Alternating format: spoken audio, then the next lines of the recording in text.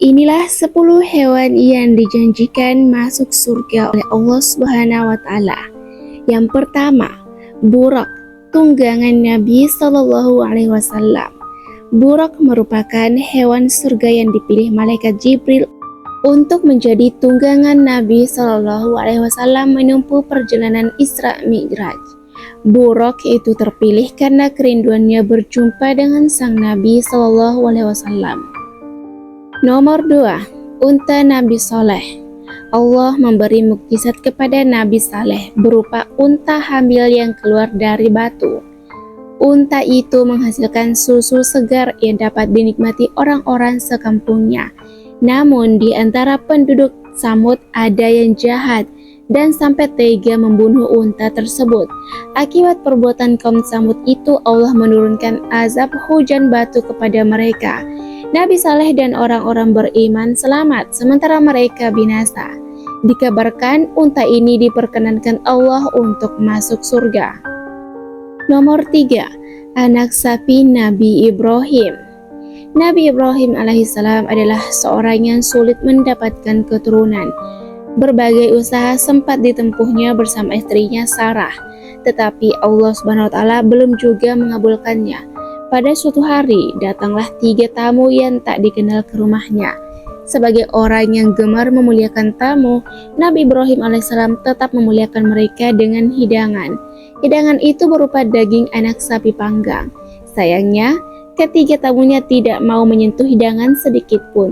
Rupanya, ketiga tamu itu jelmaan malaikat yang diutus Allah Subhanahu wa taala. Mereka datang membawa kabar bahwa Nabi Ibrahim dan istrinya akan segera mendapatkan anak.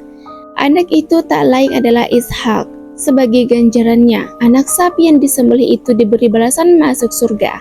Lebih lengkapnya, kisah ini tercantum dalam surah Az-Zariyat ayat 24-30. Nomor 4, kambing gunung Nabi Ismail alaihissalam.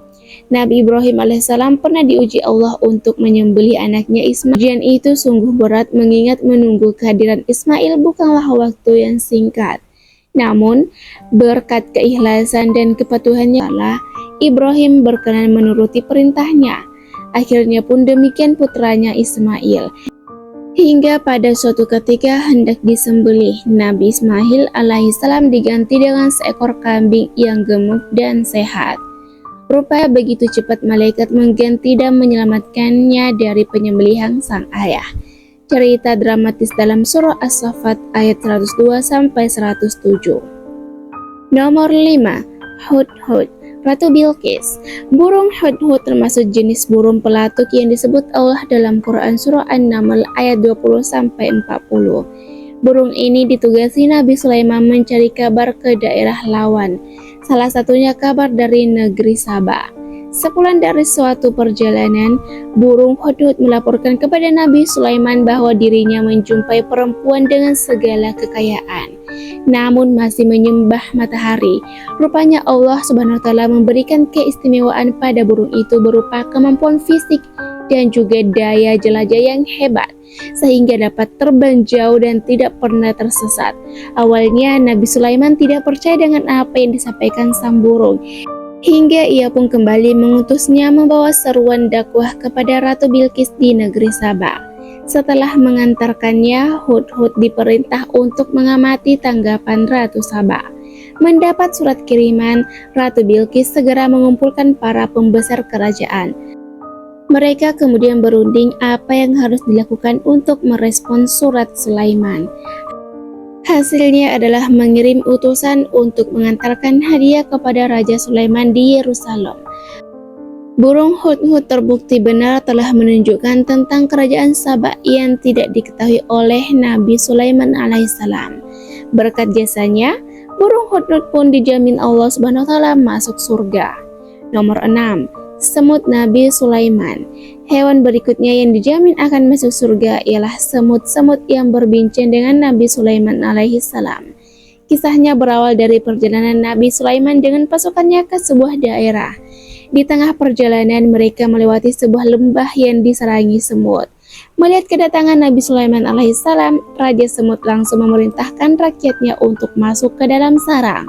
Alasannya agar mereka tidak terinjak-injak oleh pasukan Nabi Sulaiman alaihissalam.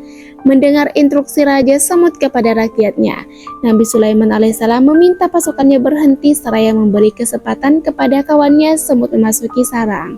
Setelah kawannya semua masuk sarang, Nabi Sulaiman berbincang dengan Raja Semut. Dari pembicaraannya terungkaplah tujuan Raja Semut yang sesungguhnya. Ternyata ia memerintahkan kawannya masuk sarang bukan khawatir terinjak pasukan Nabi Sulaiman, melainkan semut-semut takut merasa takjub melihat kemegahan pasukan Nabi Sulaiman alaihissalam dan kekuasaan Allah Subhanahu wa taala. Nomor 7. Anjing Ashabul Kahfi. Anjing Ashabul Kahfi ini bersamaan dengan kisah sekelompok pemuda yang tertidur di dalam goa dan terbangun setelah abad kemudian. Bayangkan saja mereka tertidur di dalamnya selama 309 tahun. Tujuan awal mereka masuk ke dalam gua adalah melarikan diri dari kekejaman Raja Daqyanus yang dikenal sebagai pemimpin yang ingkar. Setelah masuk gua, pemuda Ashabul Kahfi yang terdiri dari 7 orang dan ditemani seekor anjing itu dibuat tertidur oleh Allah Subhanahu wa taala selama ratusan tahun. Begitu terbangun dari tidur, mereka berhasil lolos dari kejaran Raja Daqyanus dan hidup di zaman yang sudah lebih baik dari sebelumnya. Kisah ini pun diabadikan dalam Al-Quran Surah Al-Kahfi ayat 9-22. Nomor 8. Ikan yang menelan Nabi Yunus. Dikisahkan perjalanan dakwah Nabi Yunus alaihissalam mendapat penolakan keras dari kaum Ninawah. Alasan penolakan mereka adalah karena Nabi Yunus seorang pendatang. Hingga akhirnya Nabi Yunus alaihissalam merasa putus asa dan pergi menaiki kapal yang penuh dengan muatan. Di tengah perjalanan, badai besar menghadang kapal yang ditumpanginya. Akibatnya, satu persatu muatan dibuang ke laut, termasuk muatan orang. Saat diundi, keluar nama Yunus dan mengharuskan dirinya melompat ke laut. Sesaat melompat ke laut, Nabi Yunus langsung ditelan ikan besar. Akibatnya, sang Nabi bertahan selama 40 hari di dalam perut ikan. Selama itu, ia senantiasa berdoa dan memohon ampun kepada Allah Subhanahu wa taala. Ia merasa bersalah karena meninggalkan kaumnya begitu saja. Setelah dirinya berhasil keluar dari perut ikan, Nabi Yunus kembali menemui kaumnya dan mendakwahi mereka. Sejumpanya dengan mereka, Nabi Yunus pun terkejut karena melihat orang-orang Ninawa telah beriman kepada Allah Subhanahu wa taala. Rupanya sejak Nabi Yunus pergi dan badai besar menimpa kaum Ninawa, mereka baru sadar bahwa apa yang dikatakan Nabi Yunus adalah benar. Di saat yang sama Allah pun menyelamatkan Nabi Yunus dari badai besar dan memerintah ikan menelan serta mengeluarkannya dengan selamat. Nomor 9. Sapi betina Bani Israel. Pada zaman Bani Israel, hidup seorang laki-laki kaya raya yang dibunuh oleh orang yang tak dikenal. Masyarakat pun terkejut dan ingin mengetahui pembunuhnya. Mereka lalu menemui Nabi Musa untuk meminta nasihat. Lantas, Nabi Musa memohon pertolongan kepada Allah Subhanahu wa taala dan mendapatkan perintah untuk menyembelih sapi betina dengan ciri-ciri tertentu. Beberapa cirinya seperti tidak boleh terlalu tua dan muda, memiliki kulit yang bersih, dan tidak pernah membajak sawah. Sampai pada akhirnya sapi dengan karakteristik tersebut ditemukan. Setelah sapi disembelih, Nabi Musa memukulkan dagingnya kepada jasad laki-laki yang dibunuh tadi. Di luar dugaan, jenazah itu benar dari kematiannya. Nabi Musa pun bertanya, "Siapa yang membunuhmu?" Jenazah itu menjawab bahwa orang yang membunuhnya adalah kerabatnya sendiri. Sebagai balasannya, sapi itu pun kelak akan masuk surga. Yang terakhir, keledai Nabi Uzair. Dalam suatu perjalanan menunggang keledai, Nabi Uzair alaihissalam berhenti di sebuah desa yang hancur akibat peperangan. Manusia berserakan di mana-mana. Dalam hati, Nabi Uzair sempat bertanya-tanya, bagaimana Allah menghidupkan tubuh-tubuh hancur ini seperti ini? Allah SWT menjawab pertanyaannya. Ia ditidurkan di bawah pohon desa selama 100 tahun. Tubuhnya sampai hancur dengan tanah, begitupun keledainya. Ketika Nabi Uzair terbangun, tubuhnya kembali utuh. Saat itu pula dirinya menyaksikan kekuasaan Allah SWT membangkitkan keledainya yang sudah hancur jadi tulang, bahkan yang sudah menjadi tanah. Berkat jasanya menjadi bukti kekuasaan Allah, keledai itu pun dijamin masuk surga.